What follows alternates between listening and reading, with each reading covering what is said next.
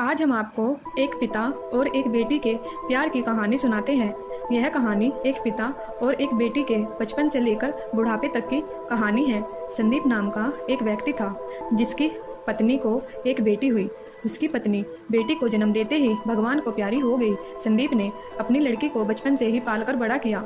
अब संदीप अपनी लड़की का बहुत अच्छे से ख्याल रखने लगा। उसने अपनी लड़की का नाम सीमा रखा। उसने अपनी लड़की को कभी भी एक माँ की कमी महसूस नहीं होने दी।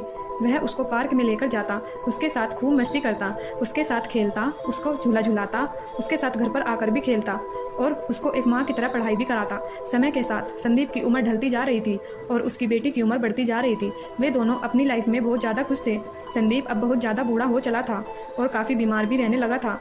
सीमा अपने पिता का बहुत अच्छे से ख्याल रखती थी और ज़्यादा बीमारी के चलते वह सीमा को छोड़कर हमेशा के लिए अपनी पत्नी के पास चला गया। सीमा की शादी हो चुकी थी और वह एक बहुत प्यारे से बेटे की माँ बन चुकी थी। वह भी अपने बेटे का ऐसे ही ख्याल रखती जैसे उसके पिता ने उसका रखा था। वह अपने बेटे को पढ़ाई में मदद करती, उसको अच्छे से पढ़ाती और उसको घुमाने के लिए भी लेकर जाती जैसे वह अपने पिताजी के साथ जाती थी।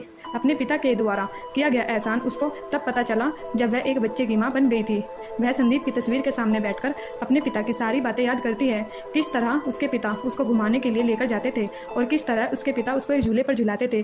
कभी दौड़ लगाते थे, कभी घर के आंगन में पकड़म पकड़ाई खेलते थे। उसके पिता ने उसको कभी भी एक माँ की कमी महसूस नहीं होने दी। इस कहानी से हम यह सीखते हैं कि बच्चों की जिंदगी में एक पिता का साया बहुत जरूरी है।